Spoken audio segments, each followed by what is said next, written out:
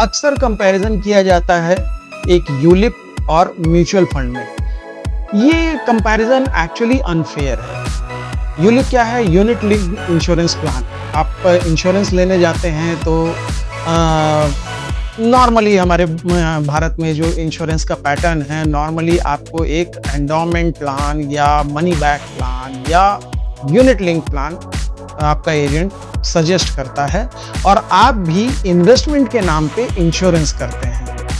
अब होता ये है कि यूनिट लिंक, मैं आज सिर्फ यूलिप की बात करूँ, यूनिट लिंक्ड इंश्योरेंस प्लान में जो पैसा होता है वो स्टॉक मार्केट में इन्वेस्ट किया जाता है एज म्यूचुअल फंड, है ना। जैसे म्यूचुअल फंड काम करते हैं ठीक इसी तरह इंश्योरेंस कंपनीज भी इन्वेस्ट करती हैं और वो भी यूनिट्स के तौर पे काम आपके इंश्योरेंस पोर्टफोलियो में यूनिट्स अलॉट करती है। डेफिनेटली यूलिप का जो रिटर्न होता है वो एंडोमेंट प्लान या मनी बैक प्लान से ज़्यादा होता है क्योंकि वो मार्केट लिंक्ड है या यूनिट लिंक्ड है। लेकिन म्यूचुअल फंड से उसे कंपेयर नहीं कर सकते क्योंकि म्यूचुअल फंड का रिटर्न जो है यूलिप के मुकाबले हमेशा ज़्यादा रहेगा।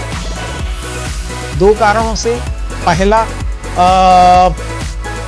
जो यूलिप है उसमें आपको इंश्योरेंस कवर भी देना है तो उस इंश्योरेंस का कॉस्ट उसी में से निकाला जाएगा, है ना। तो यूलिप में होता ये है कि आपको इंश्योरेंस का फायदा नहीं मिलता क्योंकि पहली बात तो इंश्योरेंस का कॉस्ट उस यूलिप से निकाला जा रहा है। दूसरा, आपको कवरेज ज़्यादा नहीं मिलेगा।